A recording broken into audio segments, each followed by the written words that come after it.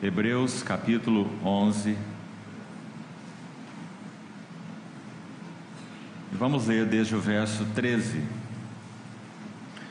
Todos estes morreram na fé, sem ter obtido as promessas, vendo-as, porém, de longe, e saudando-as, e confessando que eram estrangeiros e peregrinos sobre a terra. Porque os que falam desse modo manifestam estar procurando uma pátria. E se na verdade se lembrassem daquela de onde saíram, teriam oportunidade de voltar. Mas agora aspiram a uma pátria superior, isto é, celestial. Por isso Deus não se envergonha deles, de ser chamado o seu Deus, porquanto lhes preparou uma cidade. Vamos orar. Querido Pai Celestial, confiamos uma vez mais essa manhã de comunhão nas Tuas mãos. Suplicamos que por Tua fidelidade e por amor ao Teu próprio nome, o Senhor se apraza em se revelar a nós. Colocamos Tua palavra aberta e lida nas Tuas mãos e suplicamos a assistência do Teu Santo Espírito para iluminar a Tua palavra e os olhos do nosso coração, para realmente podermos ver como o Senhor vê e termos as Tuas sementes, Tua verdade plantada dentro dos nossos corações. Socorre-nos, habilita-nos para que possamos ouvir, receber e guardar a Tua palavra. Habilita-nos ainda para obedecê-la e praticá-la, pois queremos ser transformados de glória em glória na Tua imagem. Usa esse tempo de comunhão, Senhor, e cumpre os Teus propósitos para essa manhã. Assim te pedimos no nome precioso do Senhor Jesus. Amém. Amados irmãos, façamos uma pequena retrospectiva, bem sintética, do que falamos ontem. Nosso encargo para esse fim de semana, nos 4 tempos que teremos, que estão a meu encargo, é compartilhar algo dessa trajetória de Ur a Moriá, realizada por Abraão. A finalidade não é examiná-la passo a passo, porque essa trajetória contém muitas nuances muito preciosas. Nós comentamos que nessa jornada de Abraão com Deus, ele levantou 4 altares na sua história com Deus. 2 estão no capítulo 12, um no capítulo 13 e o último no capítulo 22, onde ele coloca o seu filho Isaque. E esses altares falam tanto de consagração quanto de adoração. Nesse processo de comunhão com Deus, Abraão foi sendo, para usar a linguagem de Paulo aos Coríntios, transformado de glória em glória. E qual é o motivo? O motivo é que o Deus da glória se revelou a Abraão quando ele estava então em Ur, na Mesopotâmia. O objetivo, como falamos ontem também, não é estudarmos o trabalho estritamente pessoal do Senhor em nossas vidas. O objetivo é nós abarcarmos essas verdades de tal modo que vejamos o significado e o impacto do trabalhar de Deus em nós, que resulta em o testemunho do Senhor. Então dissemos que colocaríamos tudo isso debaixo de um título: de Ur a Moriá. A testemunha, então, é Abraão, e o testemunho do Senhor. A testemunha e o testemunho do Senhor. A palavra testemunha é aplicada melhor para a questão pessoal. Nós somos as suas testemunhas. Agora, o termo testemunho de Deus é melhor aplicado para o sentido coletivo ou corporativo. A igreja é o testemunho do Senhor. Então, por causa do trabalhar do Senhor nas vidas pessoais, nas suas testemunhas, é que nós temos o testemunho do Senhor. Agora, irmãos, para o Senhor não basta ter um conjunto de testemunhas. Um conjunto de testemunhas não compõe necessariamente o testemunho do Senhor. O que isso significa? Vamos tentar explicar isso. Se nós temos um monte de pedras, mas não temos uma casa edificada, nós não podemos dizer que aquele monte de pedras é uma residência. O Senhor tem em cada um de nós uma pedra viva. Pedro vai nos dizer isso claramente: vós também, como pedras que vivem, sois edificados uma casa espiritual. Então é claro que para que o Senhor tenha um testemunho, é necessário mais do que ter testemunhas. O que isso significa? Que essas testemunhas devem ser trabalhadas juntas, numa vida de comunhão relacional, de união, onde permitam que as arestas relacionais sejam podadas, tratadas, para que então as pedras vivas possam ser justapostas. Uma coisa, irmão, é você e eu andarmos com Deus. Outra coisa é você e eu andarmos com Deus e andarmos uns com os outros. E para que Deus obtenha o seu testemunho, é necessário que andemos uns com os outros. Então, se você examinar, por exemplo, os textos do Novo Testamento que tratam do assunto da mutualidade, você vai ficar impactado. Porque são mais de 50 referências no Novo Testamento que usam as expressões uns aos outros, ou uns para com os outros, ou uns pelos outros, ou ainda a expressão mutuamente, ser vivos mutuamente.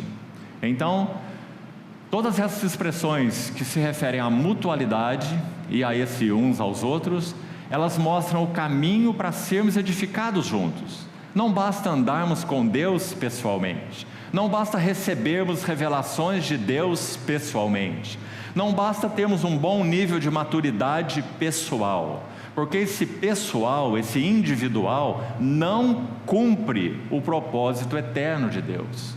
Nenhum de nós pode ser chamado, segundo a linguagem do Novo Testamento, individualmente, de noiva de Cristo. Esse não é um termo que possa ser aplicado ao indivíduo. Está equivocado se fizermos isso. Nenhum de nós pode dizer eu sou noiva de Cristo, porque esse termo é exclusivamente coletivo. Nós fomos chamados para sermos a noiva coletiva de Cristo. Como nós poderíamos então isolarmos ou compreendermos o nosso chamado, a nossa história com o Senhor, a nossa jornada, o nosso próprio avanço na maturidade cristã como algo alienado do corpo de Cristo? Deus não cumpre o seu propósito assim. Então, quando nós examinamos o trabalho de Deus nessa testemunha chamada Abraão, nós vemos não só o que Deus realizou nele, sem dúvida este é o ponto de origem. Se Ele não realiza em nós, Ele não realiza nada através de nós, não é? Mas se Deus realiza algo em nós, Ele sempre realiza para que haja um testemunho do seu nome. Por que estamos enfatizando e reforçando isso que também já falamos ontem? Onde foi que a jornada de Deus com Abraão terminou? Para que isso fique claro. Onde foi? Moriá. O que nós temos em Moriá? Em Moriá nós temos o testemunho de Deus.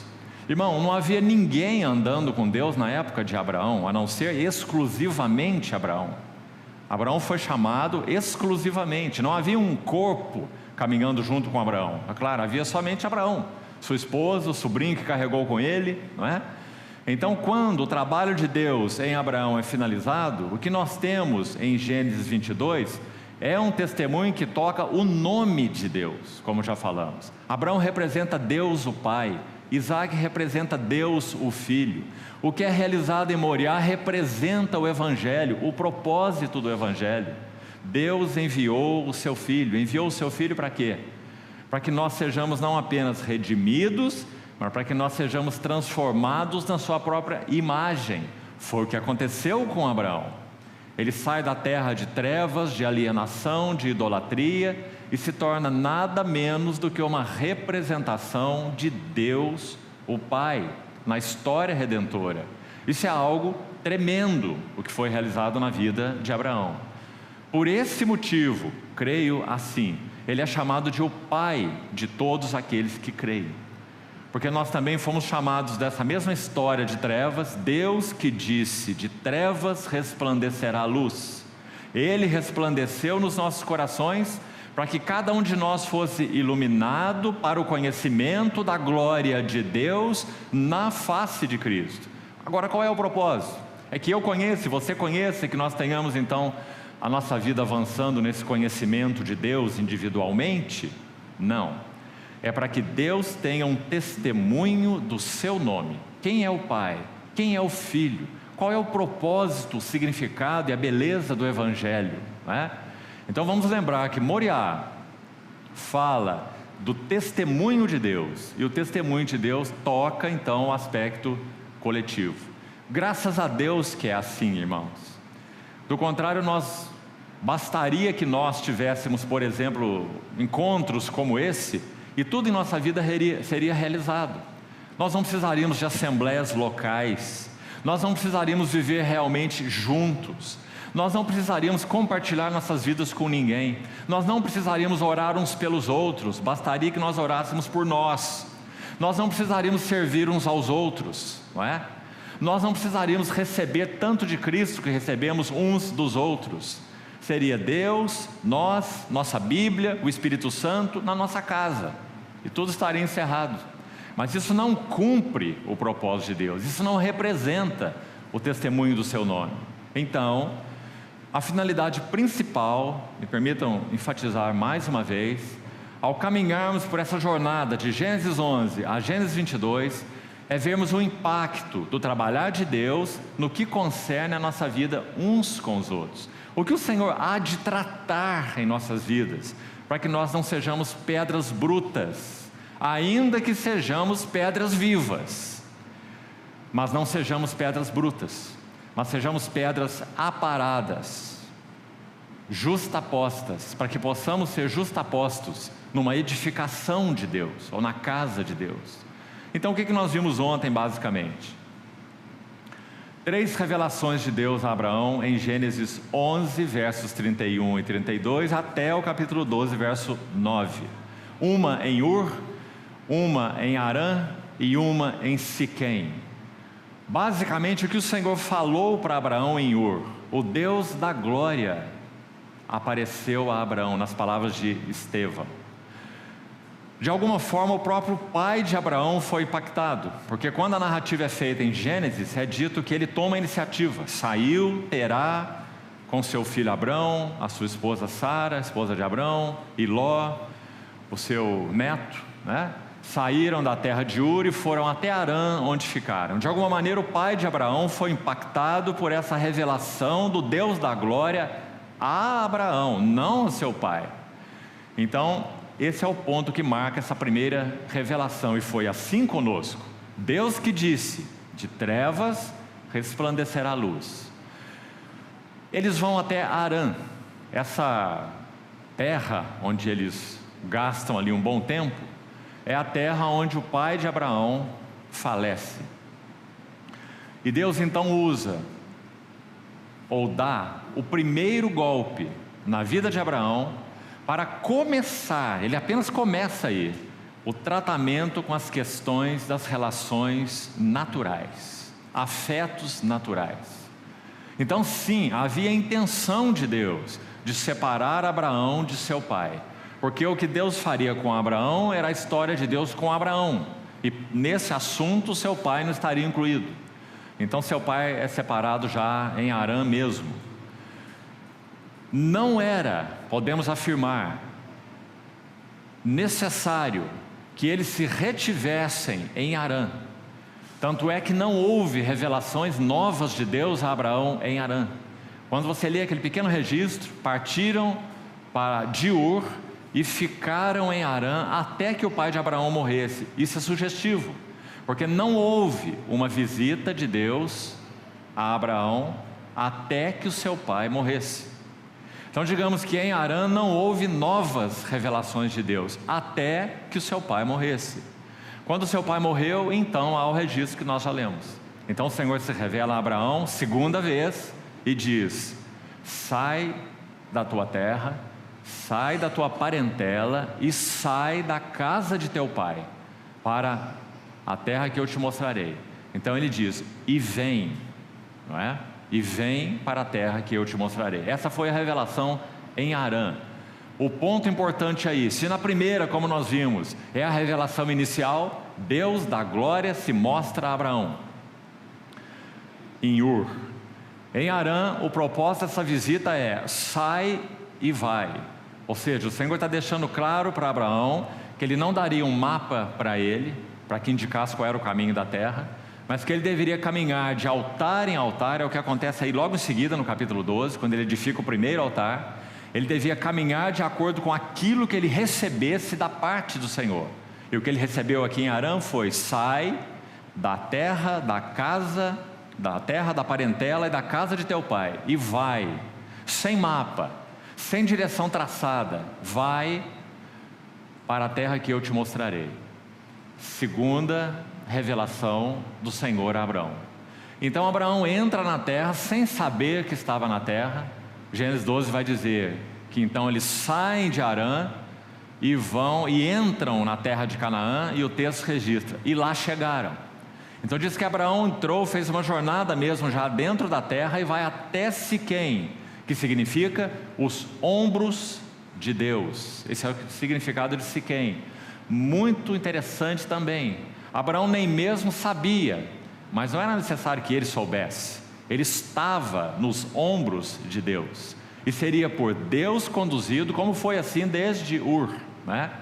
Então há uma história ali também em Siquém. Abraão caminha de Siquém para Betel, edifica um altar em Betel. Esse é o primeiro altar de Abraão, edificado em Betel. Depois ele caminha um pouco mais e edifica um segundo altar entre Ai e Betel. Também é sugestivo. Ai é uma figura do mundo. Toda vez que você se lembrar do mundo, lembre de Ai, o nosso Ai em português, né? O que há no mundo para nós é um grande Ai. Então Abraão levantou um altar entre Ai e Betel, entre o mundo e a casa de Deus. Bet-el significa casa de Deus. Então você vê que de alguma forma Abraão está aí no meio do caminho, né? Porque a jornada dele com Deus está iniciando. Ali ele edifica o segundo altar. E então, aí nós concluímos. Quando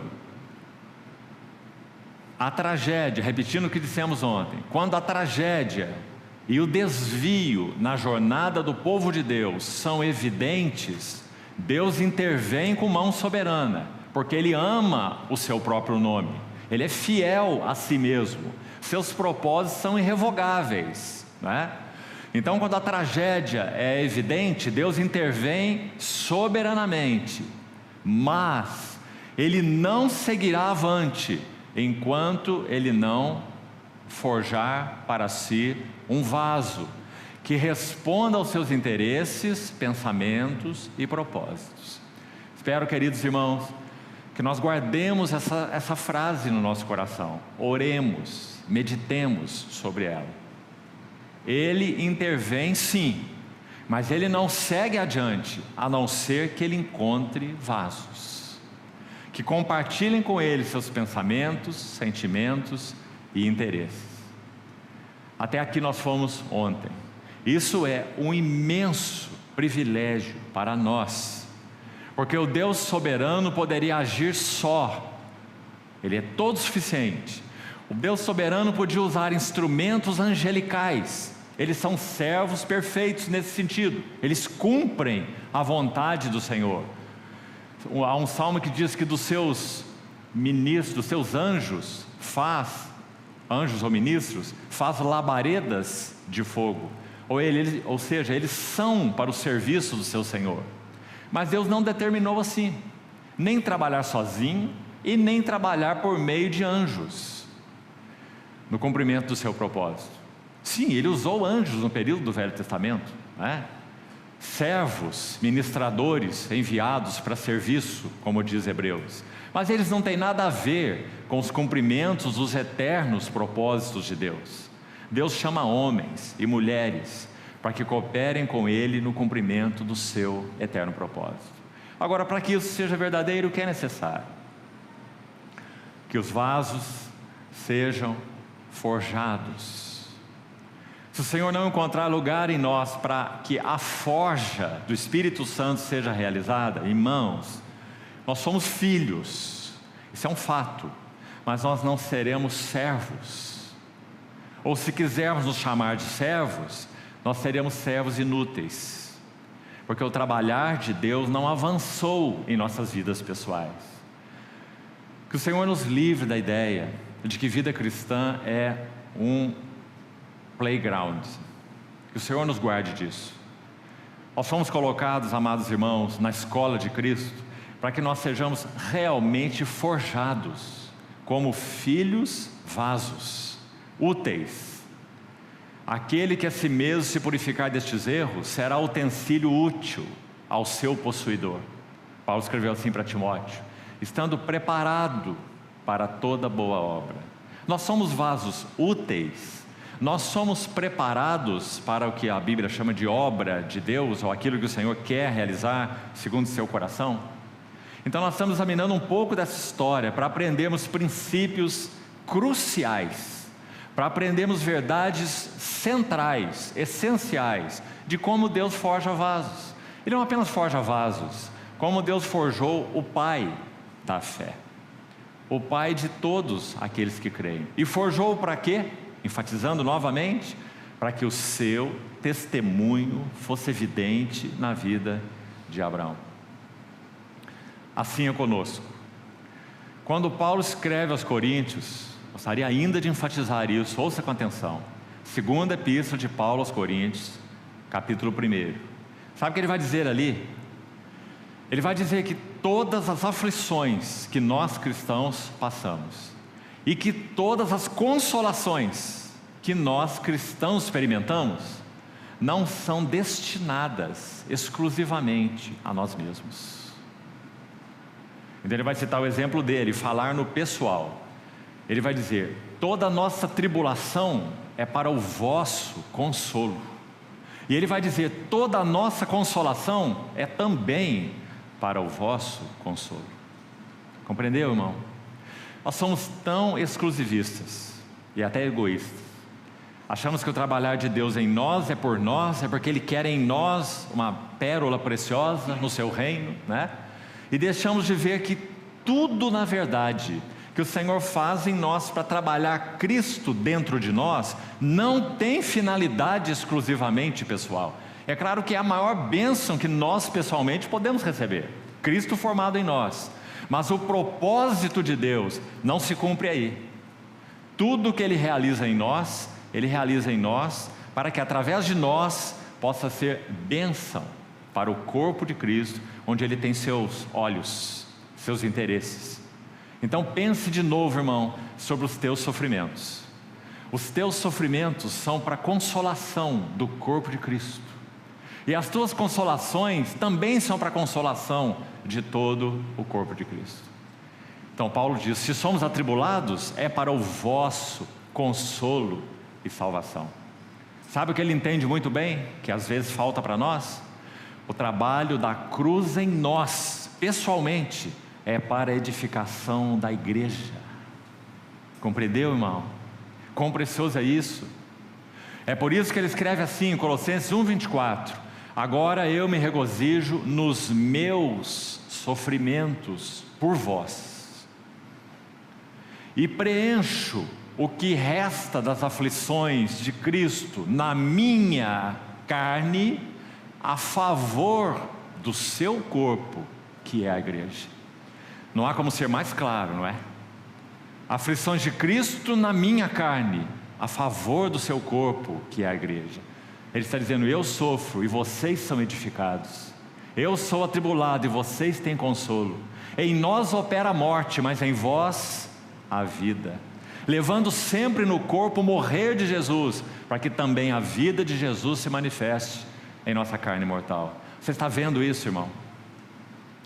Mas nós vivemos sobretudo nós, uma geração tão individualista. Deus, eu, minha Bíblia, não é?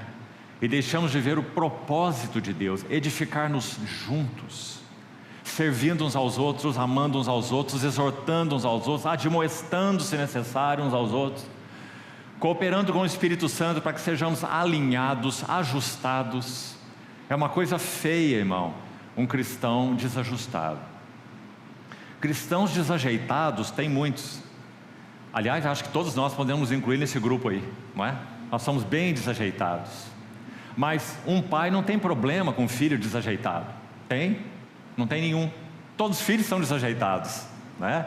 Os pais têm problema com filhos desajustados, não é? Deus também não tem problema conosco por sermos tão desajeitados. Mas que dificuldades nós apresentamos a Ele por sermos desajustados dos seus interesses, dos seus pensamentos, não é? Não só para nós individualmente, como falamos, mas os seus pensamentos coletivos, dando aí sempre coices no corpo de Cristo, não recebendo os tratos de Deus, não ouvindo os irmãos, não nos submetendo, não recebendo correção, não é? Desajustados. Quão feio é isso! E quanto nós perdemos a beleza de Cristo no corpo, ou do testemunho de Deus, quando isso acontece, não é? Então, basicamente, até aí nós fomos ontem. Vamos dar um passo mais. Para fazermos isso, nós vamos ler Gênesis capítulo 13 hoje, para iniciarmos. Gênesis capítulo 13. Vamos abrir, por favor, e vamos precisar ler com atenção todo esse capítulo, 18 versículos, para extrairmos algumas lições importantes aqui. Aqui nós teremos a quarta e a quinta revelação de Deus a Abraão. A quarta, na verdade, no capítulo 13, e a quinta no capítulo 14, através da pessoa de Melquisedeque. Também uma revelação maravilhosa de Deus a Abraão, usando esse Melquisedeque, essa figura enigmática. Gênesis 13 então diz assim: saiu, pois, Abrão do Egito. Ontem nós já vimos essa história. Ele não tinha nada a fazer no Egito. Relembrando ainda, ele foi ao Egito por quê? Versículo 10 do capítulo 12, vai olhando aí. Houve fome naquela terra. Fome é sempre um teste.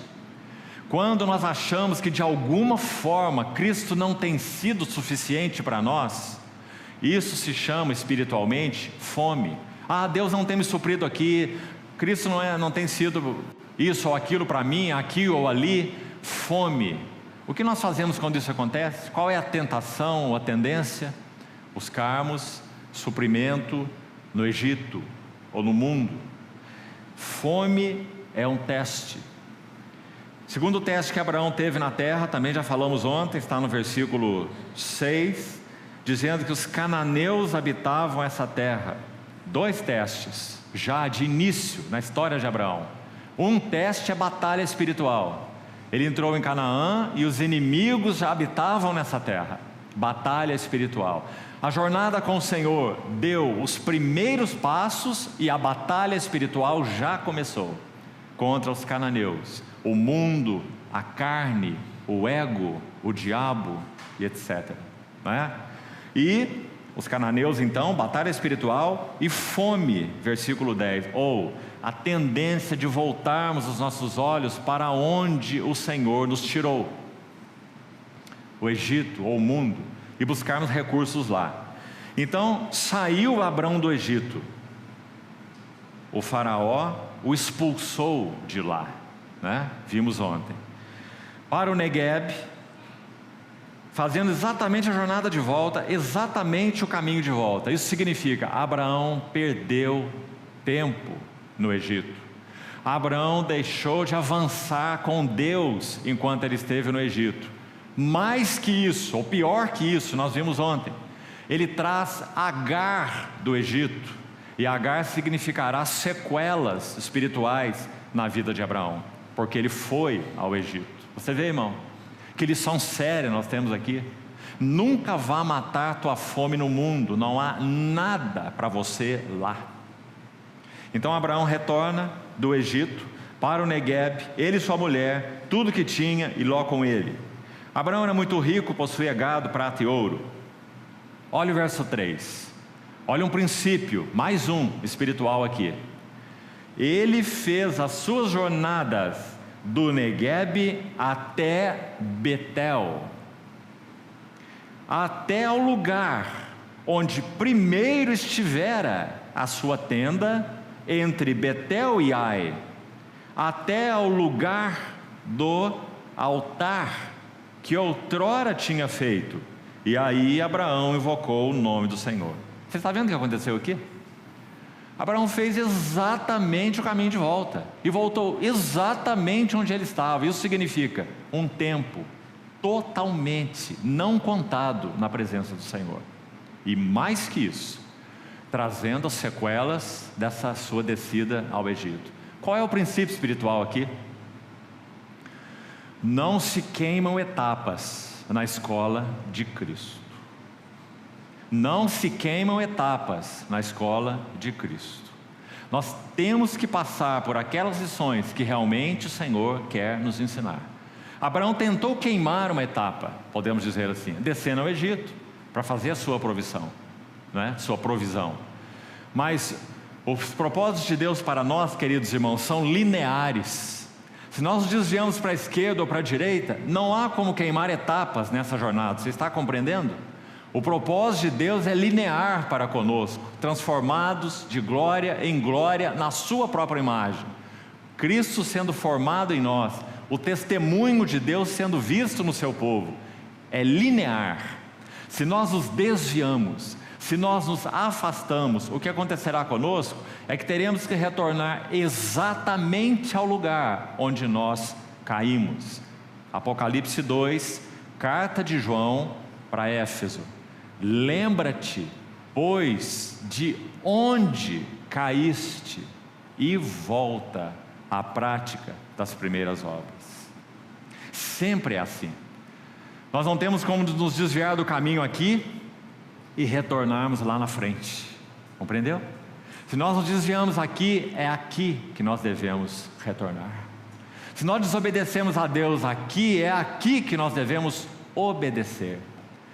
Se nós nos rebelamos à disciplina de Deus através da igreja, é ali que nós temos que voltar.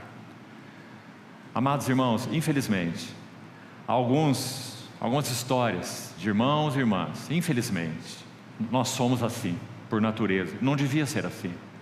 Que nós deixamos de responder aos tratos de Deus através da igreja, de irmãos mais velhos, mais sábios, que possam nos ajudar, nos orientar. Nós não ouvimos, nós negligenciamos, nós nos afastamos, e então traçamos o nosso caminho próprio, e quando voltamos, nós queremos voltar como se nada tivesse acontecido. Isso nunca é assim. Nós temos que voltar onde nós partimos. Onde foi que você se endureceu? Onde foi que você não ouviu? Onde foi que você não se submeteu? Lembra-te, pois, de onde caíste, arrepende-te e volta. Esse é o princípio do Senhor, sempre. Foi o que aconteceu com Abraão. Então Abraão faz a jornada de volta. Ele foi de Canaã para o Negueve, o deserto, e para o Egito. Agora ele tem que voltar, né? De Betel para o Negueve, para o Egito. Agora ele tem que voltar do Egito para o Negueve, para Betel, onde primeiro estivera o seu altar. Porque não se queimam etapas na escola de Cristo. É um princípio inexaurível. Que o Senhor nos ajude a respeitá-lo, até a amá-lo. Porque, irmãos, isso é a disciplina de Deus. Se Abraão fosse ao Egito e não aprendesse nada, o Egito seria ainda mais inútil. Ele já é inútil em si mesmo, tudo isso foi inútil, não é? Mas de alguma forma, pela misericórdia de Deus, nós sabemos, Abraão aprendeu algo. Se você conhece a história dele, você vai ver que ele aprendeu algo quando ele desceu ao Egito, né? Na misericórdia de Deus. Quando nós extraviamos do propósito linear de Deus, nós temos que voltar onde erramos, mas podemos, pela sua misericórdia, aprender alguma coisa. E sabe qual é essa coisa? Quão obstinado eu sou, quão tolo eu fui, como eu desprezei os tratos e palavras de Deus através da igreja, por exemplo, do seu povo. E essas são lições muito importantes a serem aprendidas, né? Então vamos seguir. Verso 5. Ló, que ia com Abrão, também tinha rebanhos, gado e tendas. e a terra não podia sustentá-los para que habitassem juntos, porque eram muitos os seus bens, de sorte que não podiam habitar um na companhia do outro. Como Deus faz as coisas, não é? Os dois foram enriquecendo mais e mais. Então foi havendo problemas. Aliás, é sempre assim, né? Quanto mais rico, mais problema. Então os dois foram aumentando em gados e bens, etc. Então começou a haver problema. E, como já falamos outras vezes, apenas uma inferência nesse texto aqui, você vê que o problema começou com os pastores de Abraão brigando com os pastores de Ló, não é? Essa questão de briga entre pastores é muito antiga na Bíblia, não é? Então os pastores de Abraão estão entrando em contenda com os pastores de Ló, porque a terra não era suficiente para eles, de tantos bens que eles possuíam. Então o texto continua assim, 7. Houve contenda entre os pastores do gado de Abraão e os pastores do gado de Ló. Nesse tempo os cananeus e os ferezeus habitavam essa terra. Disse Abrão a Ló: não haja contenda entre mim e ti, e entre os meus pastores e os teus pastores, porque somos parentes chegados. Acaso não está diante de ti toda a terra? Peço-te que te apartes de mim. Deixa-me parar um pouquinho aqui. Amados irmãos, 2 altares, vamos lembrar, Abraão já tinha levantado na história dele com o Senhor, né? Muito resumido no capítulo 12, mas lembre-se, são revelações de Deus, baseadas nas quais Abraão levanta altares. A sua vida está avançando, mesmo que ainda podemos dizer, aqui ele ainda é um menino, espiritualmente falando, ele é um menino, nós vamos ver que ele é, mais tarde, né? Mas a vida dele está avançando com o Senhor. Então a decisão que ele toma aqui, quando diz, vamos ler de novo, verso 9: acaso não está diante de ti toda a terra? Peço-te que te apartes de mim. Aí nós paramos, e deixe-me comentar o seguinte: quando Abraão diz isso, esse foi um grande ato de fé. Tem fé de menino, tem fé de jovem e tem fé de pai, espiritualmente falando. Então aqui nós temos uma fé de um menino, mas uma fé significativa. Por quê? Abraão já tinha ouvido do Senhor que através dele, o Senhor levantaria uma grande nação, multiplicaria a descendência de Abraão. Nem descendente ele tinha, não é? Sua mulher era estéril e ele não tinha filho nenhum. Que descendência é essa que Deus multiplicaria? Como isso funcionou na cabeça de Abraão? Me parece inevitável essa conclusão. Ele só tem Ló, seu sobrinho, o filho do seu irmão mais novo, o Ló, que ele amava. A expectativa de Abraão, me parece, sem dúvida, é que Deus levantaria a descendência prometida através de Ló. Era o único que ele tinha, o seu sobrinho. Então quando ele diz para Ló: peço-te que apartes de mim, algo tremendo está acontecendo. Se Ló iria se apartar de Abraão, como Deus iria cumprir a promessa que ele fez para Abraão?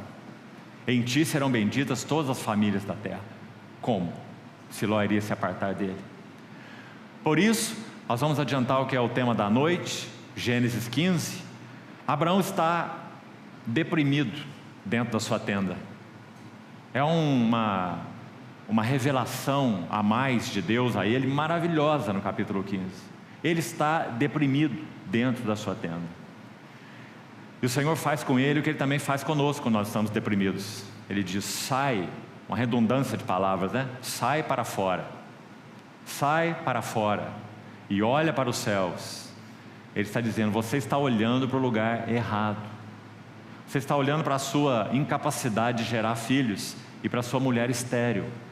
Sai para fora e olha para os céus e vê se pode contar as estrelas. Assim será a tua descendência. Sabe o que ele diz? Senhor, como eu poderei ter descendência se eu nem filho tenho? E o herdeiro da minha casa é o meu servo Damasceno, Eliezer. Lembra de Abraão dizer isso para o Senhor? Porque agora ele já perdeu Ló. A sua expectativa era o Ló, mas ele chegou à conclusão que Ló tinha que se separar dele. Ou seja, Abraão agora está sem nada. e agora ele terá tudo da parte de Deus. Então, esse foi um ato de fé de Abraão, quando ele diz a Ló: peço-te que te apartes de mim. Verso 9, sigamos aí. Se fores para a esquerda, irei para a direita. Se fores para a direita, irei para a esquerda. Separar-se de Ló era separar-se da única esperança de cumprimento da promessa de Deus, a promessa de uma herança. Levantou Ló os olhos e viu toda a campina do Jordão. Antes de continuar com esse versículo 10, queria mostrar para os irmãos um contraste muito bonito para a nossa meditação. Olha esse verso de novo, 10. Ló levanta os olhos e vê toda a campina do Jordão. Agora olha o verso 14. Disse o Senhor a Abrão, aqui Ló já se separou dele. O que o Senhor diz a Abrão? Depois que Ló se separou dele: ergue, levanta os teus olhos. Você viu o contraste? Ló levantou seus olhos e fez uma escolha. Depois que Ló levantou seus olhos e fez uma escolha, já vamos ver como foi. Deus diz a Abraão: agora você levante os teus olhos e olha a terra onde estás. Quando Ló levantou os seus olhos, volta ao versículo 10, e viu toda a campina do Jordão, que era toda bem regada, antes de haver o Senhor destruído Sodoma e Gomorra, claro, não é? Depois não havia nada, senão um mar de sal, né? Como o jardim do Senhor, como a terra do Egito, como quem vai para Zoar. Então Ló escolheu para si toda a campina do Jordão e partiu para o oriente. Separaram-se um do outro.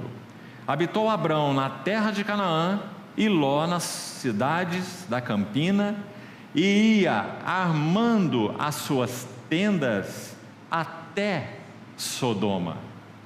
Ora, os homens de Sodoma eram maus e grandes pecadores contra o Senhor.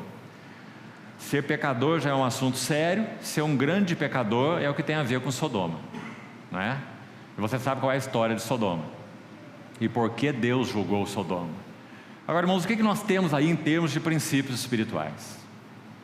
Quando Abraão faz essa sugestão a Ló, Ló levanta os seus olhos e faz uma escolha segundo o que estava no seu coração. Quando essa briga de pastores acontece aí, eles entendem que devem se separar, o coração de ambos é exposto. Nós vamos conhecer o que está no coração de Abraão e vamos conhecer o que está no coração de Ló. Você está vendo no texto? O que estava no coração de Abraão? Lembre-se, já tem 2 altares erguidos. Já há aqui 3 revelações de Deus dadas em momentos cruciais da vida dele. Uma em Ur, uma em Harã e outra em Siquém, não é? Abraão já tem um início de história impactante com o Senhor. Então ele é capaz de, pela fé nesse Senhor, tomar essa decisão. Peço-te que te aparte de mim. O que se manifesta no coração de Abraão? A dependência e a confiança da fé. O que se manifesta no coração de Ló? Cobiça, para manter a provisão e o sustento dos bens que ele possuía. Então ambos fazem escolha conforme o seu coração, não é? Abraão escolhe a dependência e o descanso da confiança simples em Deus. E Ló escolhe o lugar onde ele levaria o seu gado, porque ele era próspero. Então nós temos de novo aqui alguns verbos que são muito sugestivos para nós. Eu queria te mostrar aí, para você tomar nota. Olha o verso 10. Levantou Ló os olhos e viu. Todos nós, amados irmãos, somos governados por aquilo que vemos. Sempre. Isso vale para todos os sentidos. Vale para o sentido espiritual, vale para o sentido natural. Aliás, nós somos governados no sentido horizontal, ou no tipo de vida que vivemos, por causa da nossa visão espiritual, não é? Graças ao Senhor, a visão espiritual é governante. Ela atinge, atua, permeia todas as áreas de nossa vida. Por que nós vivemos relacionalmente como vivemos? Por que vivemos com nossa esposa e filhos como vivemos? Por que temos o estilo de vida que temos? Por que temos a nossa vida financeira, inclusive, como temos? Por quê? Porque nós temos sido governados por uma visão. Onde não há visão, o povo se corrompe, não é? Então Ló levanta os seus olhos e vê. E baseado nessa visão, ele faz uma decisão. O que ele vê? Uma campina fertilíssima, maravilhosa. Ele usa o seu bom senso. Olha como isso nos ensina, irmão. Olha, como você, por exemplo, escolhe o seu companheiro para o matrimônio? Como? Como você escolhe? O que você olha? Como você escolhe o lugar onde você vai trabalhar? Pelas portas que se abriram? Oportunidades de emprego? Como você escolhe? Como você faz escolhas? Ló levantou os olhos e viu. E ele então vai usar o bom senso, a lógica.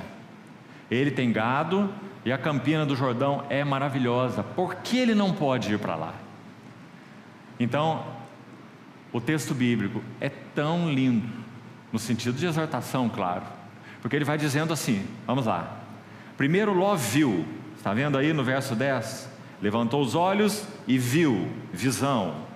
Depois olha o verso 11. Então Ló, qual é o próximo verbo aí? Escolheu. Sempre será assim, amado irmão. Por isso a visão espiritual é governante. O que nós escolhemos e como nós escolhemos? Nós estamos fazendo escolhas todos os dias e quase todas as horas. Como nós escolhemos e por que escolhemos isso e não escolhemos aquilo? Está compreendendo? Isso faz toda a diferença na nossa jornada com o Senhor. Então Ló viu, verso 10, Ló escolheu, verso 11, tem mais. Escolheu para si toda a campina do Jordão e o próximo verbo, partiu. Você vê? Porque onde está teu tesouro, está teu coração. Quando você vê e escolhe, você parte, não é? Graças a Deus que é assim. Porque quando nós temos visão espiritual, quando nós escolhemos o que deve ser escolhido, nós também partimos. Isso tem todo o efeito em nossa jornada com o Senhor. E o inverso também é verdadeiro. Para o caminho da bancarrota é a mesma coisa.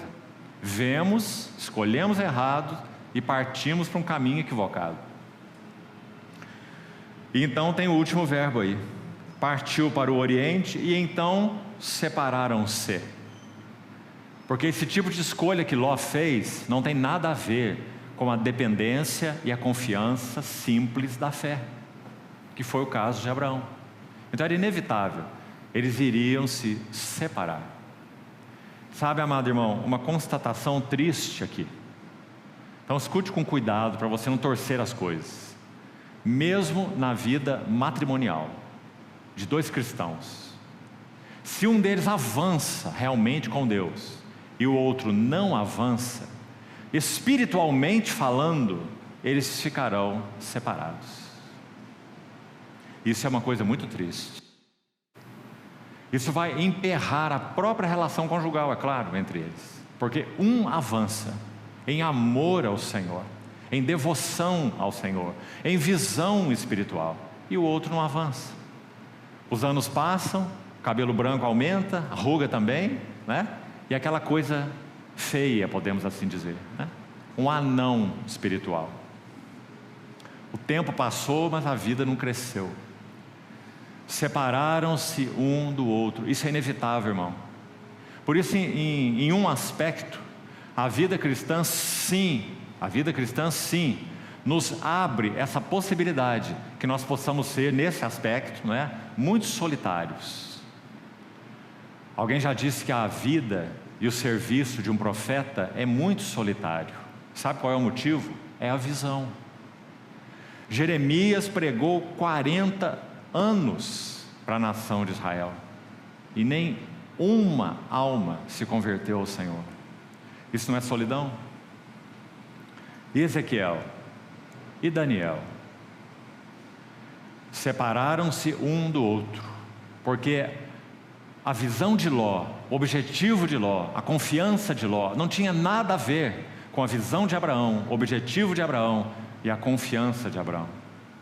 Separaram-se um do outro. Que pela misericórdia do Senhor isso não ocorra conosco, não ocorra com nossos matrimônios, não ocorra na vida da igreja. Porque na vida da igreja, nas assembleias do Senhor, nós temos tantos irmãos e irmãs que podem ficar nas áreas periféricas. Por quê? Que quando se fala das coisas do Senhor, eles estão calados. Mas quando se fala de política e futebol, eles são os primeiros, não é? Separaram-se um do outro. Triste realidade. Que o Senhor nos guarde disso, irmão. Desperte o nosso coração, para que possamos ser aqueles de Malaquias, capítulo 3. Os que temiam o Senhor falavam uns aos outros. O Senhor atentava e ouvia. Havia um memorial escrito diante dele, para os que temem ao Senhor e se lembram do seu nome, avançando juntos, né? Verso 12, vamos seguir. Habitou Abrão na terra de Canaã. Olha o contraste. Você vê que o Espírito Santo está fazendo propositalmente o contraste. Você vê. Olha onde Abraão está. Abraão não foi para lugar nenhum. Ele ficou no lugar da dependência da fé, da confiança da fé, não é? De altar em altar. Então Abraão permaneceu onde ele estava. Ele permaneceu na terra de Canaã. E Ló nas cidades da campina. E armando suas tendas. Acho tão interessante essa referência aqui, essa frase. Armando suas tendas até Sodoma. Porque tenda era uma característica daqueles que andavam com Deus. Vida de tenda, vida de peregrinação. Amados, exorto-vos como peregrinos e forasteiros que sois. Pedro vai escrever na sua epístola, né? Então Ló tinha sua tenda também. Você está vendo? Ele era, digamos, um companheiro, coloquemos assim entre aspas, de Abraão. Mas agora chegou o momento decisivo. E foi o momento que ele viu algo que chamou a atenção da cobiça do seu coração, escolheu algo e partiu para algo. Então ele toma sua tenda e vai armando as suas tendas até o lugar mais ímpio da face da terra. Então eu queria que você visse o seguinte e guardasse isso para você. Muitas vezes, amado irmão, atrás das oportunidades que se apresentam, há um anzol. O peixe só come aquela isca saborosa porque ele não sabe o que tem dentro da isca, não é? Por trás das campinas do Jordão, essa isca saborosa, coloco o meu gado ali e eu vou ter gado gordo, cheio de leite, prosperidade, não é? E por trás dessa campina, um anzol, Sodoma, e é lá que Ló vai morar. E que os anjos têm que tirá-lo à força de Sodoma, porque ele não quer sair. Essa é a história do capítulo 19. Ele não quer sair do lugar onde o Senhor derramaria fogo e enxofre. Embora ele estivesse lá com a sua alma aflita, Pedro vai nos dizer que foi assim. Ló não estava ali como um cidadão deleitando-se em Sodoma, não era assim. Pedro diz que a sua alma era afligida pelo comportamento daqueles sodomitas, insubordinados, como Pedro diz. Mas ele estava lá. E não só estava lá, ele estava sentado na porta da cidade. Significa que ele assumiu até mesmo uma posição judicial na cidade. Ló não teria que ter nada a ver com isso. Foi pego pelo anzol da prosperidade, as campinas do Jordão.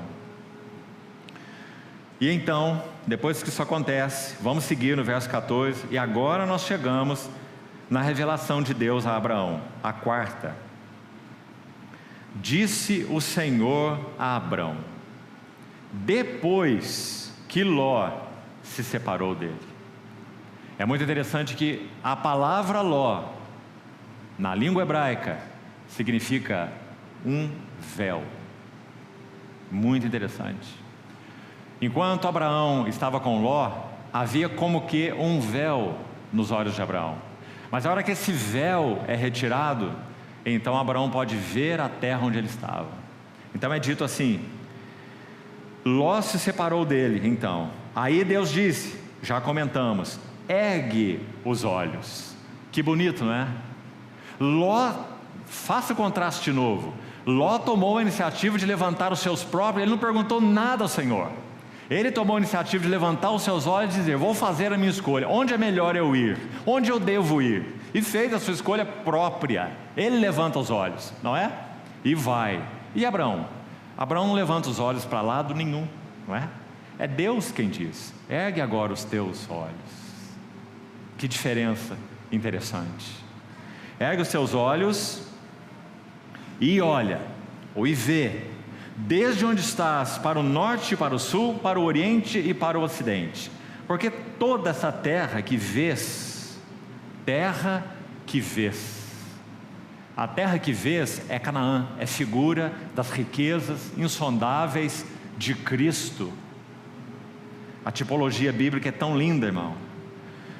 Então, na tipologia, foi isso que Abraão viu, Canaã, que tipificava Cristo, a herança de Deus, né? Eu te darei a ti e a tua descendência para sempre. Farei a tua descendência como o pó da terra. Por que o Senhor está falando de descendência de novo? Porque Ló foi embora.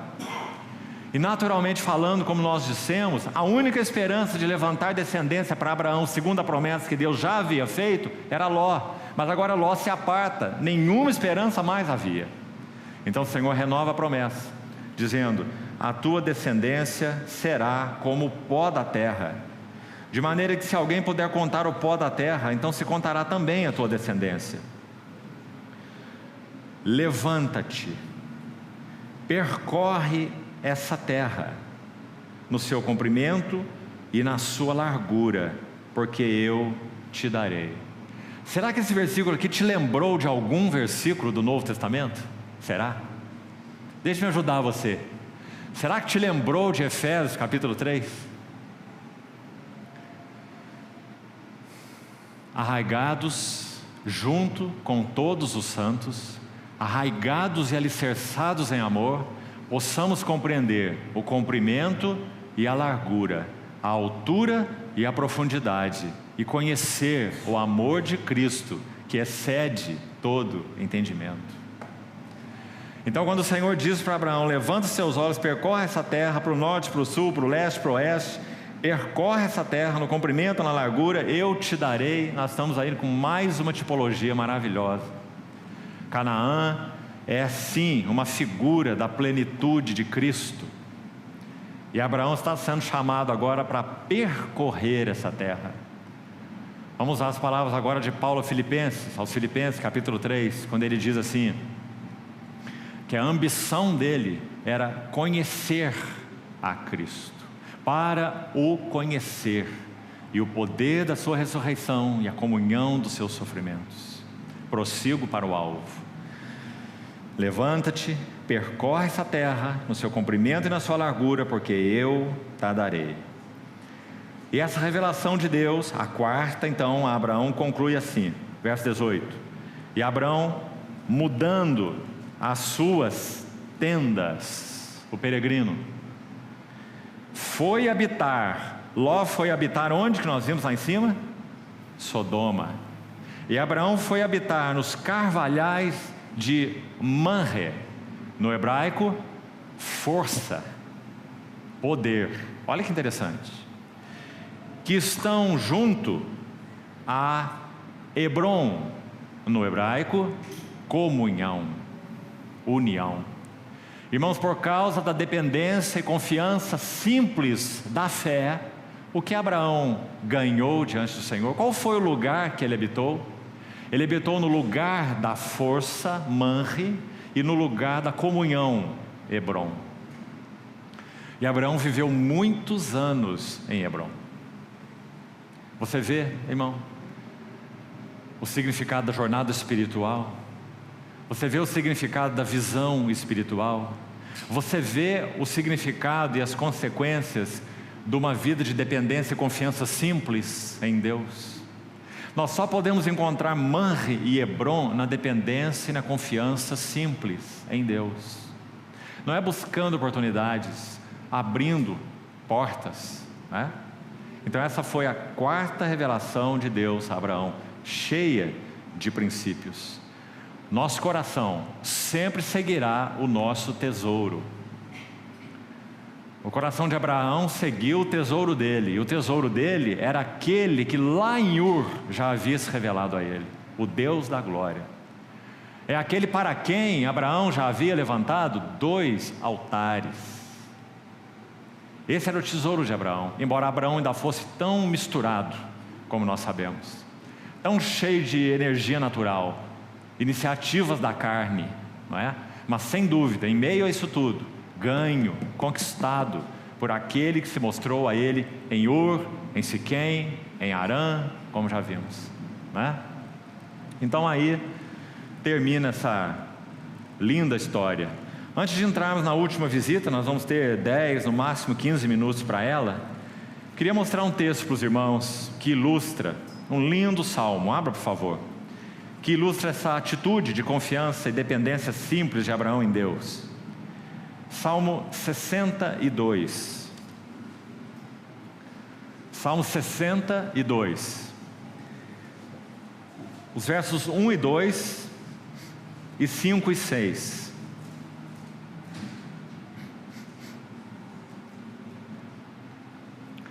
Somente em Deus.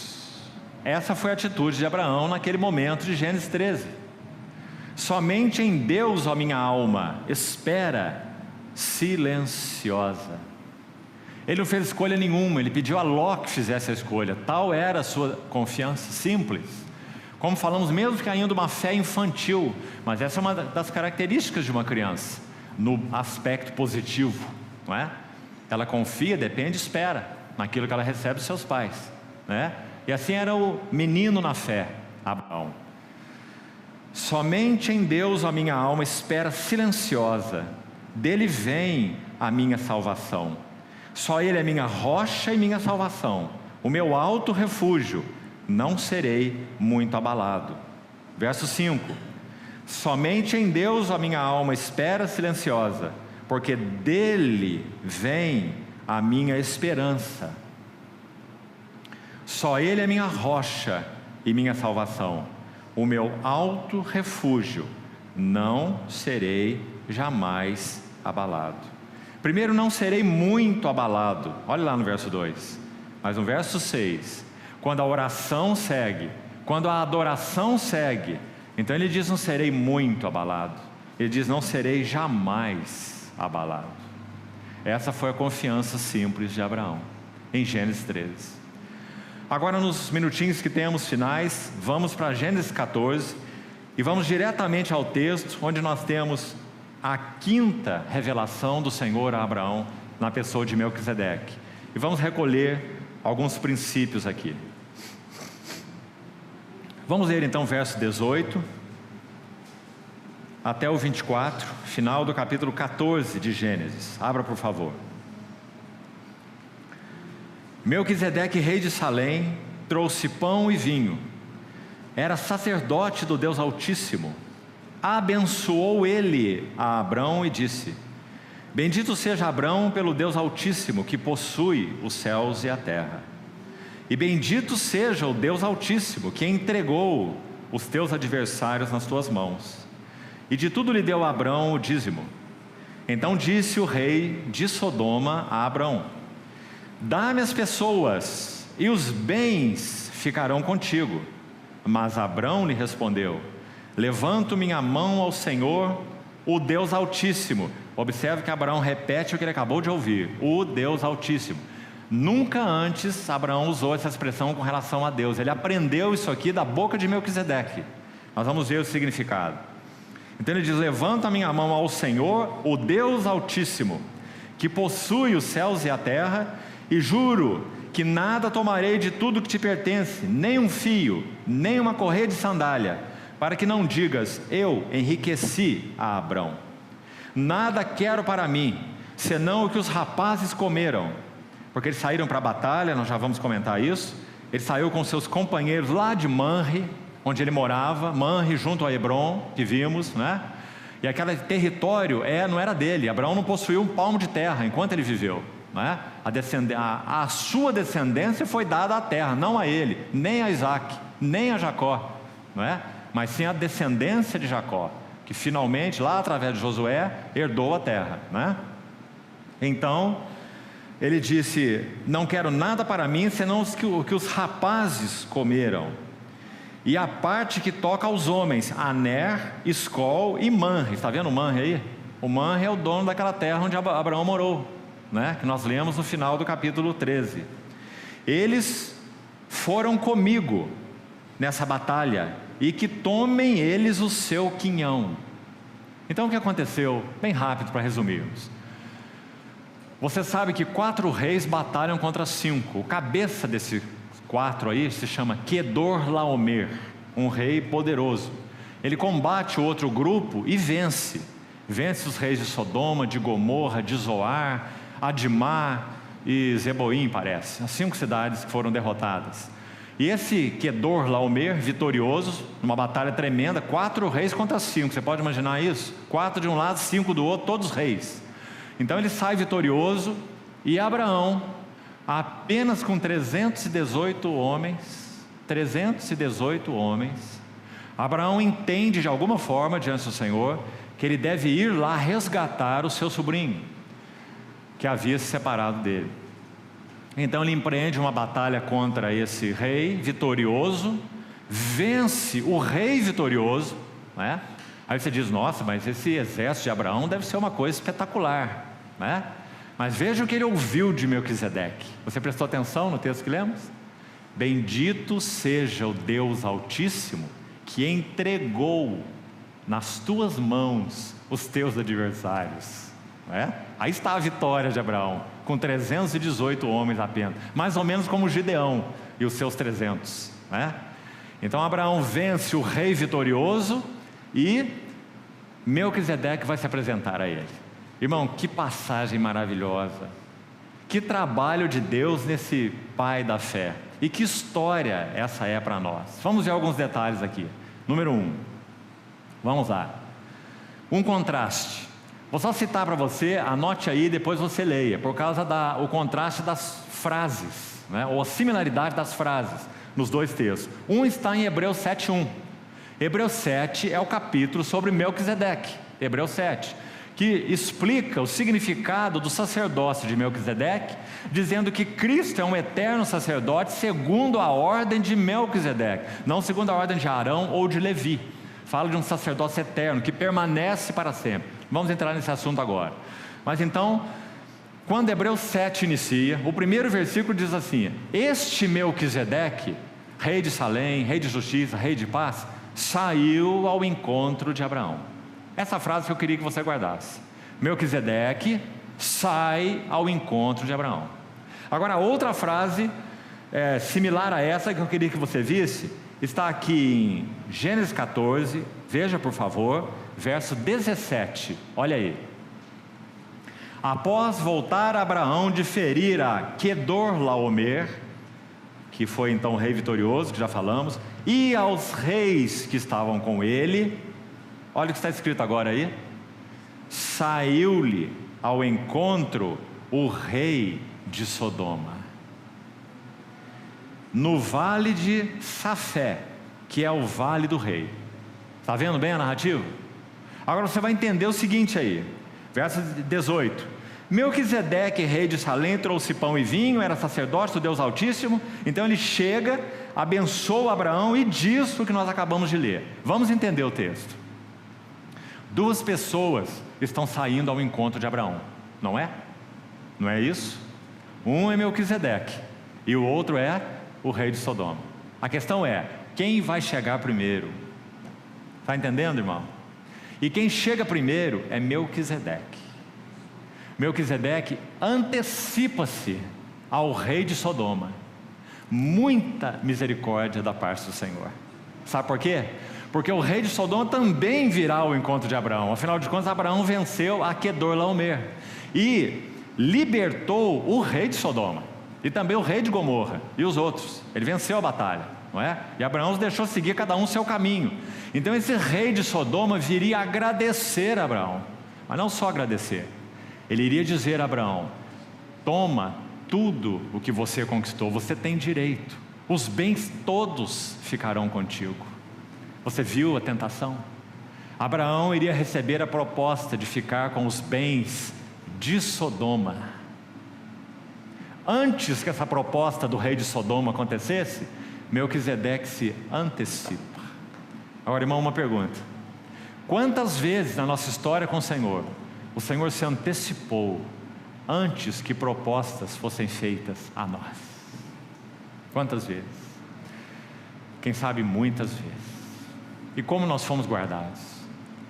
Propostas imorais, algumas delas podemos pensar, não é? Propostas sensuais, propostas financeiras, propostas relacionais, muitas propostas. Mas Melquisedeque se antecipou e nos fortaleceu e nos abençoou e garantiu-nos a sua provisão, dizendo: não recorra a isso, não cave para você cisternas rotas que não retêm as águas. Então nós vamos ver 3 coisas que Melquisedeque fez com Abraão. São lindas, falam muito na nossa história com Deus, porque ele continua o mesmo. Quem está sentado no trono hoje é o nosso Melquisedeque celestial. Porque você não tem como chegar a uma conclusão, a não ser que esse Melquisedeque era uma teofania, ou uma cristofania. São revelações do Senhor Jesus Cristo, antes da encarnação. Não são encarnação, é claro, ele se encarnou a partir do ventre da Virgem, mas são revelações do Senhor mesmo. O Senhor mesmo, não é um anjo, é o Senhor mesmo, em aparições específicas. Foi assim com Gideão, foi assim com Josué. Esse anjo da aliança com A maiúsculo, com Moisés, que é mencionado, se referem a cristofanias, aparições de Cristo pré-encarnado. Esse é Melquisedeque. Então, quando esse Melquisedeque se antecipa a Abraão, nós vemos uma linda figura do nosso Senhor Jesus, como Hebreus 7 vai nos ensinar. Então vamos lá. Verso 18 diz: Melquisedeque era rei de Salém. Hebreus 7 vai interpretar, dizendo: Salém vem de Shalom, que significa paz. Melquisedeque é rei da paz, e também o seu nome se interpreta rei de justiça. A justiça e a paz se beijaram nele, graça e verdade se encontraram. Salmo 85, graça e verdade se encontraram, e a justiça e a paz se beijaram. Somente em Jesus Cristo isso aconteceu. Melquisedeque é uma figura dele, rei de justiça, rei de paz. Então, ele trouxe pão e vinho, outra figura maravilhosa. Quem nos oferece pão e vinho na sua mesa é o nosso Senhor Jesus. E é na sua mesa que nós recebemos dele o que ele é, que nós somos supridos, abençoados, convocados para a intimidade, assegurados de que nós somos dele e de que ele é nosso. Uma mesa no deserto, uma mesa perante os nossos inimigos. Salmo 23, preparas-me uma mesa na presença dos meus adversários. Não é? Veja o que está acontecendo aqui, irmão. Então Melquisedeque traz pão e vinho, graças a Deus pela bendita mesa onde nós comemos, a mesa do Senhor. Hebreus 13 vai dizer: possuímos um altar, do qual não tem direito de comer os que ministram no tabernáculo. Qual é o nosso altar? É a mesa do Senhor, onde nós comemos. Ele era sacerdote do Deus Altíssimo. Ele abençoou Abraão e disse, vamos ver o que ele disse. Ele vai revelar para Abraão 3 coisas, precisamos guardá-las no nosso coração. Número 1, Abraão é bendito ou é abençoado do ou pelo Deus Altíssimo. Irmão, Abraão conheceu o Senhor nessa sua jornada de progresso por muitos nomes. Então ele é o Adonai, ou Senhor, assim a história começou. Depois Abraão o conhece aqui como El Elyon. Já ouviu essa expressão? El Elyon é a tradução, é traduzido aqui como Deus Altíssimo.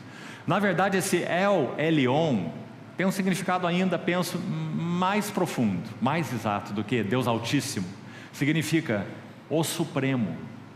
Esse é o significado de El Elyon. É aquele que está e é acima de todos, o Supremo. Então Abraão nunca tinha ouvido isso. Abraão conhecia Adonai, que significa o Senhor.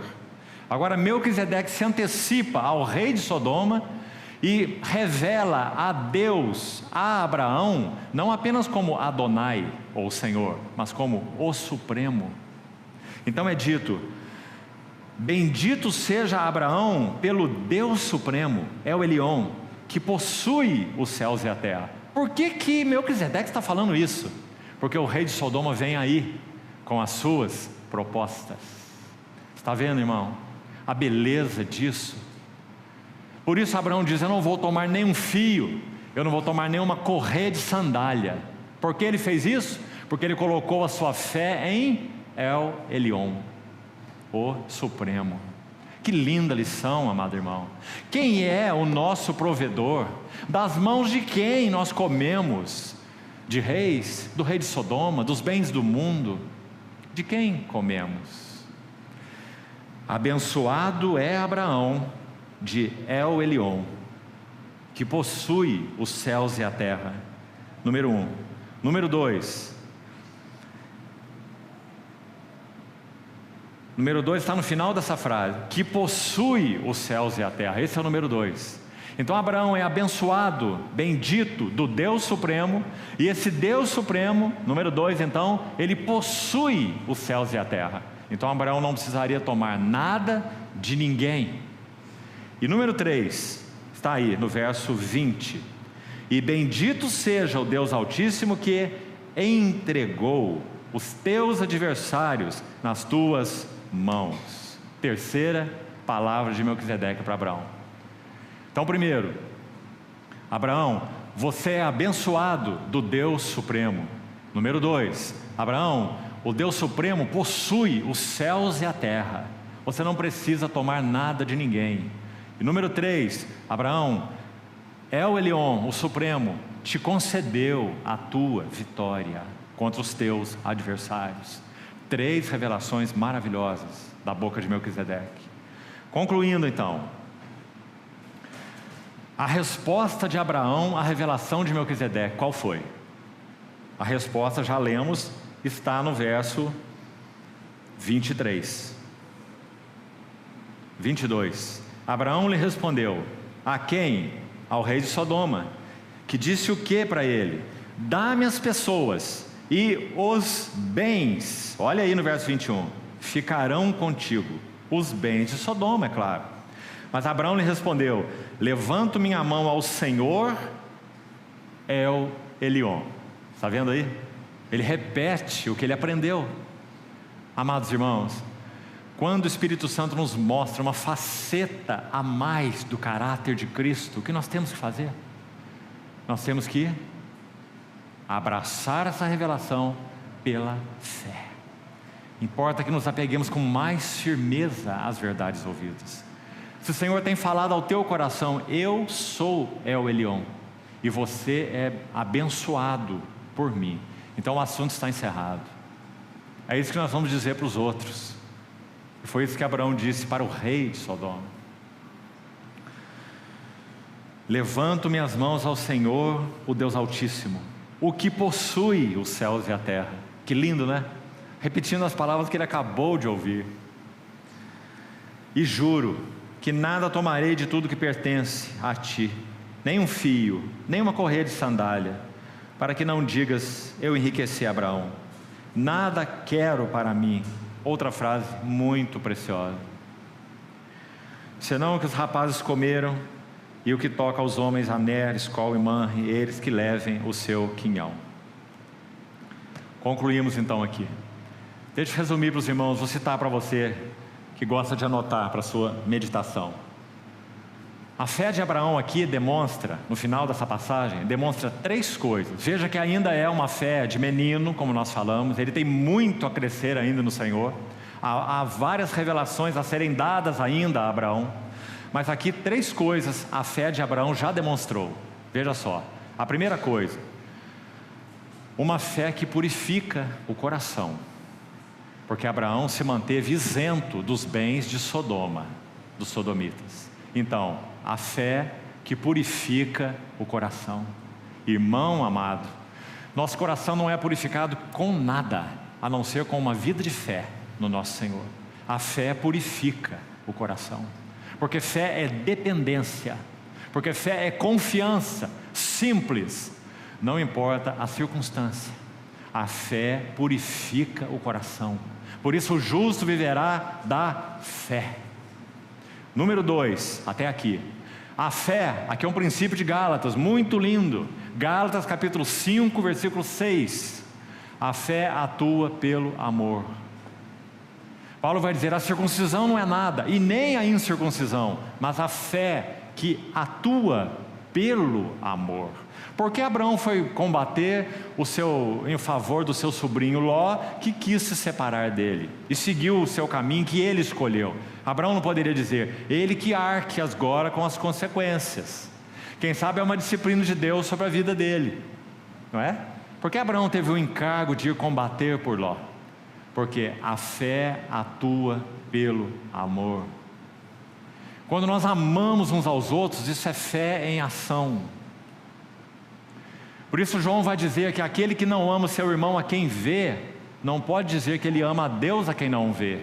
Ele é um mentiroso, porque a fé atua pelo amor. O amor é a expressão da fé, e foi assim com Abraão, entendeu? Então está um segundo detalhe importante, irmão. E terceiro, de novo, a fé vence o mundo. Abraão pôde dizer não para o rei de Sodoma e os seus bens, porque a fé vence o mundo. Esta é a vitória que vence o mundo, a nossa fé. 1 João capítulo 5. Fé purifica o coração, fé atua pelo amor, e fé vence o mundo. Você já pensou sobre isso? Abraão demonstrou essas 3 coisas nessa passagem, porque ele está recebendo a 5ª revelação do Senhor na sua jornada. Terminamos aqui. A vida de fé de Abraão, concluindo com o que começamos, ela tinha um propósito maior do que Abraão. A vida de fé de Abraão tinha como propósito o testemunho de Deus. Vamos guardar isso. Se o Senhor tem nos ensinado essas verdades, nos ensinado esses princípios, nos ajudado a avançar, esse é o objetivo, o testemunho de Deus. Não que nós sejamos cristãos maduros individuais, mas que haja testemunho de Deus, porque tem sido oferecido pela sua graça lugar nos nossos corações para que a vida de fé avance. 3 vezes no Novo Testamento é usada essa expressão, o justo viverá da fé. 3 vezes apenas. Uma está em Romanos, que fala da justificação pela fé. A outra está em Gálatas, que também fala da justificação pela fé, no mesmo sentido, justificação pela fé. E a outra está em Hebreus, que não fala da justificação pela fé. Hebreus fala da jornada cristã pela fé. Então não apenas o justo vive da fé para ser justificado, mas o justo vive da fé para correr a carreira cristã.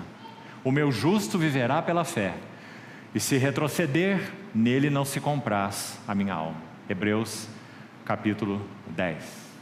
Então, amados irmãos, que o Senhor nos desafie a avançar, não apenas pelas nossas vidas individuais, mas que o Senhor nos desafie a avançar pelo seu testemunho nessa terra. Vamos orar sobre isso e terminamos. Senhor, te agradecemos e te pedimos que o Senhor plante tua palavra no nosso coração. Queremos realmente guardá-la em nós e permitir que o Senhor apare as arestas e faça-nos ver, Senhor, que vivemos para o testemunho do teu nome. Ajuda-nos a alcançar mais como igreja, como assembleias tuas, daquilo que o Senhor tem desejado para nós em cada um dos nossos contextos. Fortalece-nos, equipa-nos, apara-nos, para que possamos ser pedras edificadas juntas, Senhor. Confiamos em Ti. Te pedimos que desenvolva, Senhor, a nossa fé simples em Ti, para o louvor do Teu nome. Assim te pedimos, nesse precioso nome. Amém, Senhor.